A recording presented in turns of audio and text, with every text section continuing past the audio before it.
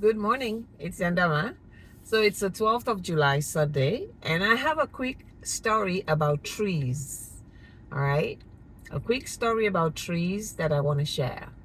I was going to change my mind and just go home and not share it, but I was just on Facebook and I shared a little reel where Chris Tucker was making a joke about Oprah Winfrey.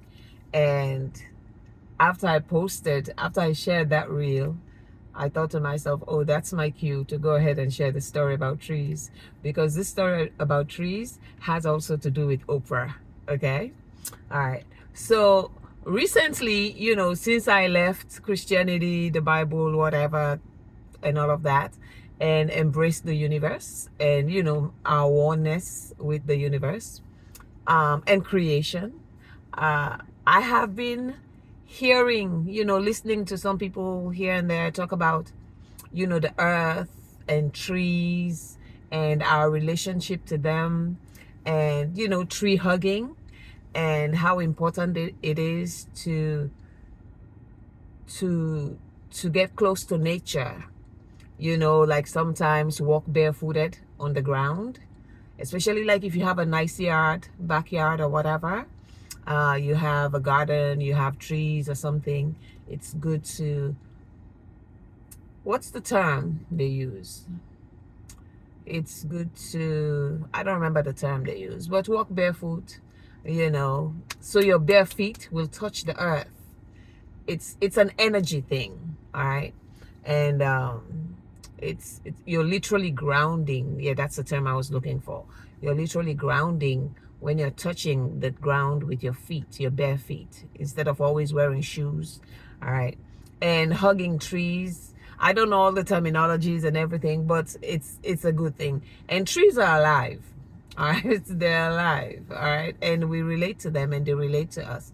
In fact, I recently came across a video of a young lady who speaks to her trees.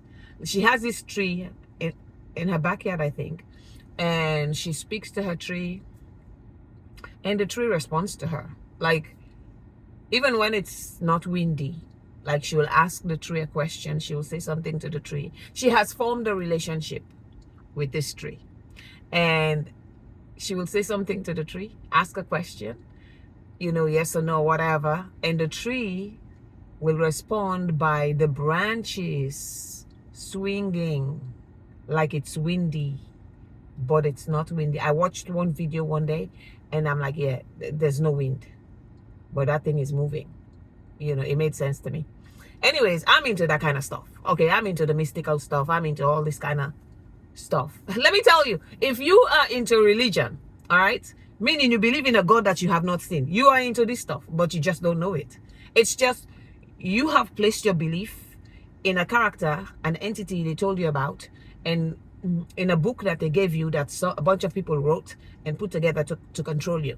Like, you're not free to actually know yourself, to actually believe in, to actually understand yourself and your relationship to the universe, the conscious universe and creation. All right, you're worshiping a false entity. Okay, but yes, if you are into religion, you're no different. In a sense, you're no different from me. You might look at me like I'm crazy because I'm not talking about a Jesus or a heavenly father. I'm telling you about trees and nature and your relationship to them and how they're conscious and how we should come close to them and relate to them on that level, interact with them on that level. All right, so you might look at me like I'm crazy, but it's okay, because you're very crazy praying to a God that you have not seen, you do not know, you just believe. Believing in all that bullshit they told you about. But anyways,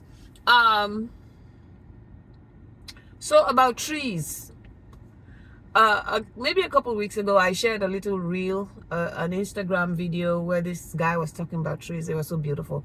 I shared it and I was saying, oh, I wish I had a tree of my own. Like, if I had I don't even have a house of my own. But you know what? When my money is right, I wouldn't even want a house of my own. That's the thing. I would always want to live in an apartment or a condo. And a condo is just like an apartment. All right. So I don't know how I will have a tree of my own, because even with millions of dollars, I don't want like a single family home with a yard and all of that, because I'm by myself. I don't like to a single individual house sitting over there where I live. You know what I mean? I want to be part of a collective, like a big building where other people live. You know what I mean? So I won't have a tree of my own. Okay. I mean, unless I, like, if I eventually, let's say, marry for some reason or live together with a lover in a few years or something, and we decide to live together and have a house, that has a yard, then I would have a tree of my own. But other than that, I would never have a tree of my own in this life, because I don't want a house of my own, like an individual house. Okay. All right. But even if I don't have a tree of my own, like with my own condo or my own apartment, I could have plants. I'm content with plants, few plants, not a whole lot. I'm not the type who wants to make my place into like a greenhouse. But a few plants, we shall see. But anyways, what do I want to say about trees? So as I study Vedic astrology, I have learned that trees are very important for me. And it's funny because I'm drawn to trees. Trees are very important for me. And it's the same with Auntie Oprah. All right. So, okay. So, the planets.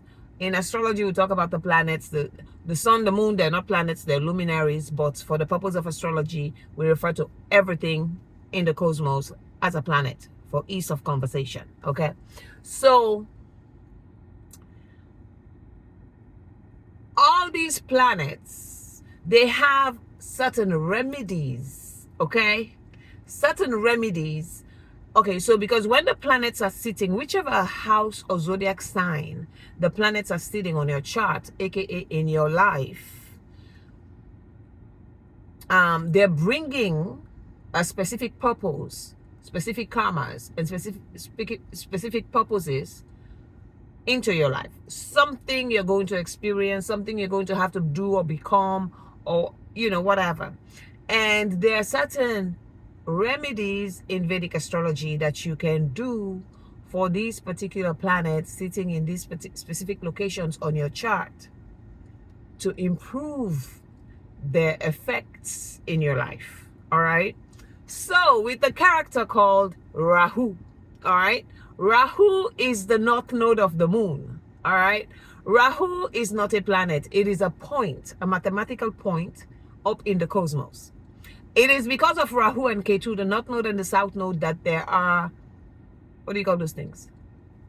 Solar and lunar eclipses. The eclipse of the sun, the eclipse of the moon, and that kind of stuff. Whenever the sun and the moon are relating to each other in a new moon or a full moon, if a full moon or a new moon is happening in the Rahu Ketu axis, wherever the north node and the south node are, whichever zodiac signs they are, that is when we have lunar eclipses or solar eclipses. All right.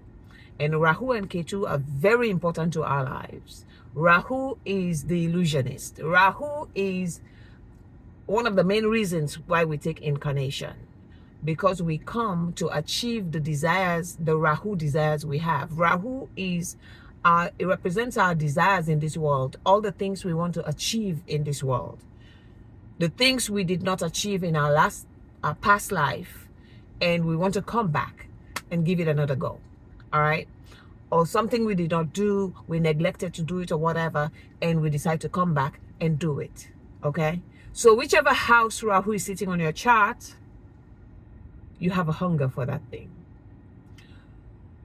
It is not necessarily a bad thing, but if you allow Rahu to take you all over town chasing after that thing, you will eventually learn the hard way that it is an illusion. Okay, it is not real in your life.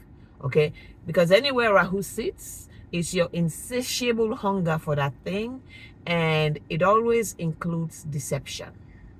Okay, all right. So, and if Rahu is sitting next to a planet on your chart, there's a problem, because Rahu will enhance the activity of that planet in your life, which could be good, but Rahu also could be a negative Rahu in the sense that it could lead you into crime and fraud. Okay? And this is why sometimes when I hear nowadays about like people in high position who have been, defrauding their governments or their people, their organizations and things like that, and eventually they get caught and they get imprisoned, I'm like, ooh, that's a very bad Rahu. And if I pull up their chart, I would see the relationship between Rahu and Venus, or Rahu and Mars, or Rahu and somebody, and I'll be like, oh, okay, this is why they got too, like so unethical, and out there trying to satisfy their insatiable hunger for the money or for whatever. All right. And it landed them in prison. Okay. But anyways, so my Rahu, I was listening to this Vedic astrologer, and he was talking about the remedies for your Rahu placement. Okay. Wherever Rahu is sitting on your chart, whichever house or zodiac sign Rahu is sitting. Actually, it was the nakshatra, the lunar mansion within the zodiac signs. There are 27 of them within the 12 zodiac signs. Okay. So he was giving specific remedies for your Rahu placement depending on the nakshatra where Rahu is sitting. Because the nakshatra where Rahu is sitting, it means the nakshatra has its own meaning. So when Rahu is sitting there, it means your Rahu is going to express itself in this manner in your life. And if you want it to do even well, to do better, this is what you should do. And then you will make your Rahu manifest better things in your life. Okay. So in my life, Rahu is sitting in Capricorn, but the nakshatra in Capricorn where Rahu is sitting is the Uttara Ashada nakshatra. That nakshatra is ruled by the sun. It is all about truth. It is all about honesty. It is all about the latter victory in life. All right. It is all about, it's a great nakshatra because the sun is the king, and anything that the sun rules is great because the sun is all about truth. The sun does not get into corruption and nonsense. And when people get into corruption and nonsense, their sun will punish them. Your sun, which is your soul, it represents your soul energy. It will punish you. Okay, when you get into bad things. All right. Okay. Anyways, so my Rahu is sitting in Uttarashada in the 9th house. The 9th house is about religion, philosophy, higher learning, higher knowledge, which is more about the knowledge of the universe, not necessarily about postgraduate degrees. Although a lot of people, they use their 9th house energy to chase after worldly education, which is fine, whatever, that's their life. But higher knowledge, spirituality, religion, philosophy, and all these kind of things that the 9th house represents. But in the Uttara Ashada nakshatra, it is about truth. So my Rahu is sitting in a nakshatra that is seeking truth. The truth in religion, the truth in spirituality, the truth in higher knowledge, the truth of all these things. Okay, my Rahu is not just going to accept what I'm told and just receive the bullshit of this world and just accept it like I did for 30 years. But believe me, even as I accepted Christianity for 30 years, first of all, I accepted Islam my first 20 years. And then I gave my life to Christ and became a born-again Christian. And I accepted that Bible for 30 years. But even though I accepted it for 30 years, I had questions. My Rahu kept asking questions, not just my Rahu, my son too, because my son is in Gemini in the 2nd house. My Gemini is curious. Gemini has questions. And my son is in Gemini in a Rahu nakshatra, Adra. All right. So it's about pursuing truth. But anyways, even my Atmakaraka, my soul significator and my chart ruler Venus is sitting in Mrigashira nakshatra in Taurus, which is also about seeking eternal life, seeking the truth, seeking immortality.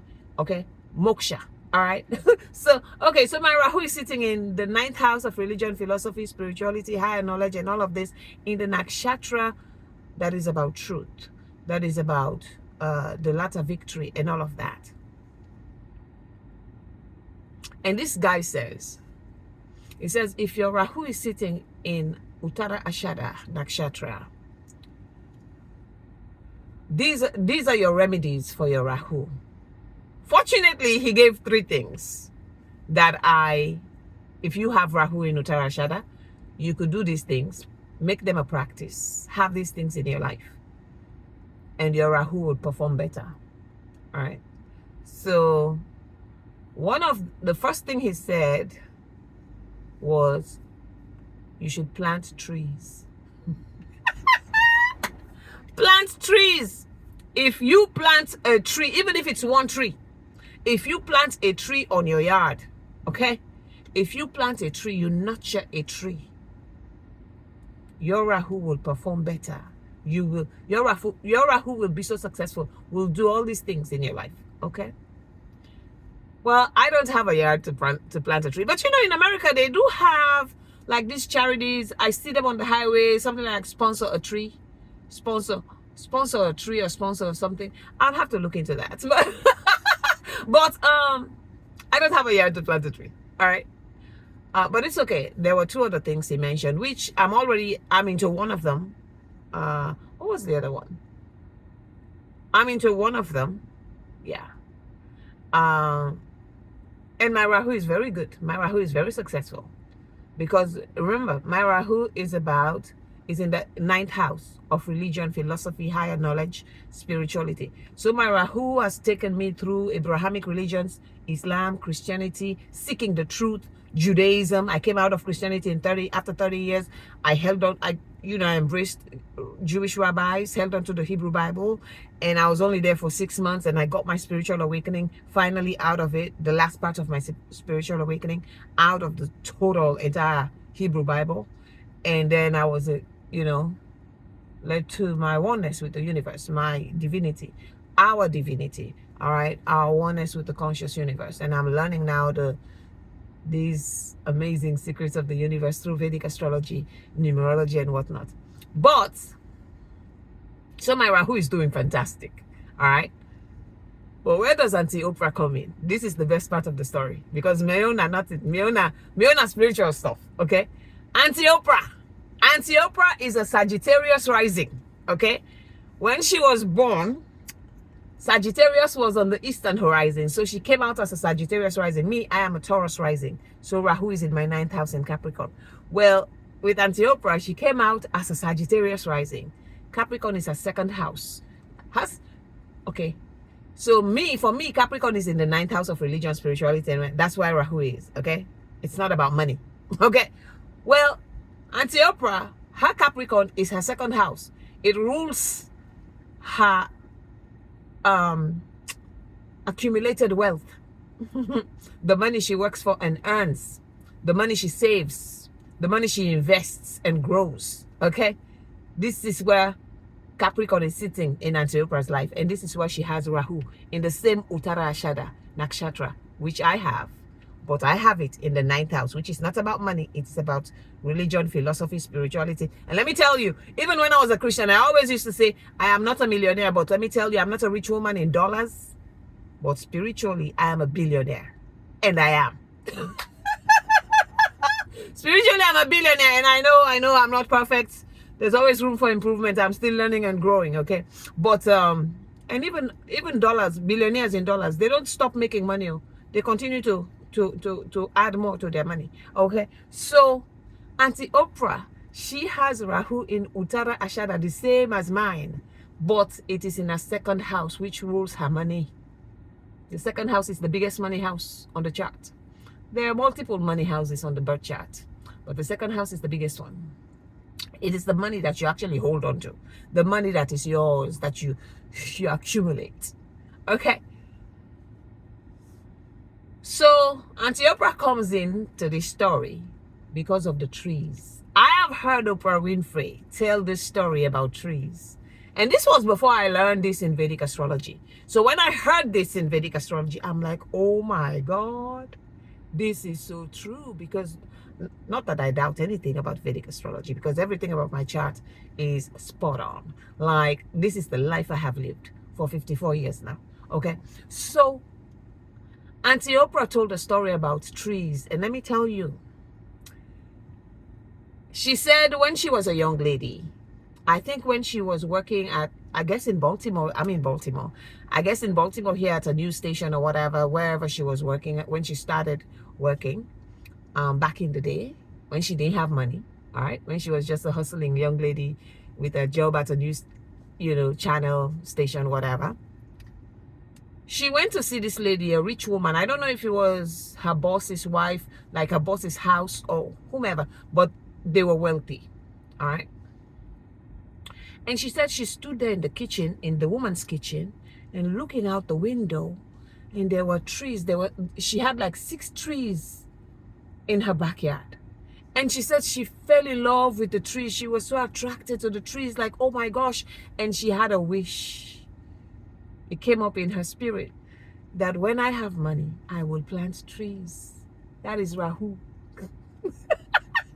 That is her Rahu in Uttara Ashada, giving her that thought. When I have money, I too will plant trees. Because remember, Rahu is your insatiable hunger in this world. Rahu, wherever you have Rahu on the chart, is the thing that you're hungry for, you're chasing after, you're never satisfied with that thing. Let me tell you, I have never been satisfied with all my studying and learning and relating to spirituality and the idea of God and whatnot. Even after I got my spiritual awakening and I dropped the Bible, I did not drop the idea of divinity. In fact, that's when I embraced divinity more, because now I found it in myself. Like Jesus said, the kingdom of God is within you. It is not coming from over there. Look inside yourself. Okay? So, Auntie Oprah, I believe that was her Rahu energy. Looking out that woman's window, seeing those trees and lusting after them. Because Rahu is your insatiable desire, the things that you want, that you're hungry after. You're hungry after these things in this world. And let me tell you, in Auntie Oprah's story, she said, and now, after she has worked hard and made all this money, Auntie Oprah is in the billionaire club. After she has made all this money, after some years or whatever, after she, when she got all this money, she has planted, I don't know how many trees she said. I don't remember now because I wish I had gone back and searched for that story before I did the video. I don't remember. She probably has hundreds or thousands of trees on her property. And Auntie Oprah's house is not sitting on 1 or 2 or 5 acres. It's sitting on a whole territory. Okay? So she has planted hundreds of trees at least. All right? And just like that, Vedic astrologer said, for your Rahu remedy, when your Rahu is sitting in Uttara Ashada, plant trees and you will see your Rahu would prosper you. Your Rahu will do so well. Your Rahu energy. And Auntie Oprah became a billionaire. All right? I don't know if Auntie Oprah has a Vedic astrologer who gave her all this, knowledge. I don't even think so. Because let me tell you, I understand that because for 51 years, I did not follow astrology. In fact, I viewed astrology as demonic because Christianity will tell you that astrology is demonic. But that's a lie. So I did not tolerate astrology in my life. For 30 years, I was a Christian. All right? But for the 30 years I was a Christian, I still went along with Rahu's guidance in my life, Rahu's desire in my life, because Rahu is in my 9th house, seeking truth, seeking the truth about religion, about spirituality, about who I am, about the universe, about higher knowledge, the things of God, the things of the universe, the things of life. So no astrologer ever told me that, oh yeah, you have Rahu in the 9th house, so this is why you love the things of God, or this is why you want to know more, you want to learn more, you want to know more. No. When I was reading the Bible from Genesis to Revelation, back and forth, back and forth, back and forth, when I was teaching it, when I was reading the Apocrypha, the book of Enoch, the book of Joshua, the book of this, the book of that, when I was reading all those things as a Christian, just seeking to learn. And when I had all these questions about things in the Bible that didn't make sense, but I didn't drop the Bible because of them, I still continue to believe in Jesus and the gospel story. That was all Rahu. I went from believing the rapture to not believing the rapture because I saw that it was a lie. Now I believed in the second coming, and now eventually I saw that the whole Jesus is a lie. That's the Rahu illusion. Again, wherever Rahu is sitting on your chart, illusion and deception is always included. And because Rahu is in my 9th house of religion, spirituality, ideology, like philosophy, higher knowledge, and all these things, Rahu gave me a desire and interest to learn these things and to teach them, to share them. But deception and illusion was included.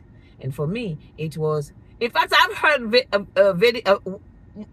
multiple Vedic astrologers say, but one particular one said, when Rahu is sitting in your 9th house of religion and spirituality and all of that, be careful, because you are going to experience a false guru. And who was my false guru? It was the Bible. It was Jesus. Because Jesus was my teacher. All right? But it's not just now. There are many things about the Bible that are true, that are universal truths that I still hold on to, and I will always hold on to them. But the idea of Messiah, the idea of the God of Abraham, the idea of somebody died for my sins, the idea of if I don't believe in this person who supposedly died for my sins and rose up, it's bullshit. All right? But anyways, so that's my Rahu in the 9th house. It has nothing to do with money.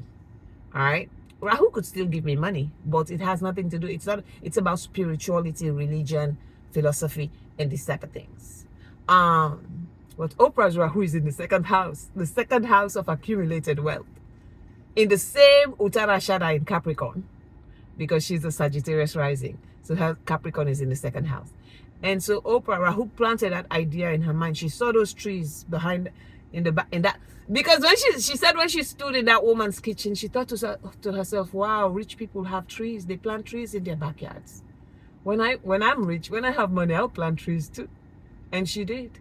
And her money grew. Her success grew. She was unstoppable.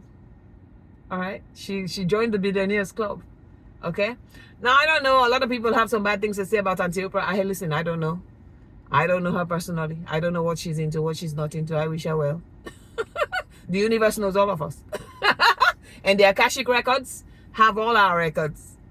So karma does not fail. Saturn does not fail. Okay? Saturn will get to you with your karma. So, but I wish her well. And I'm just, when I heard the story about Rahu in Uttarashada and planting trees, I just thought immediately of Auntie Oprah, because I know her birth chart. And I know how Rahu is sitting in Uttarashada in the 2nd house. So anyway, that was just so cool. If you want to know your Rahu,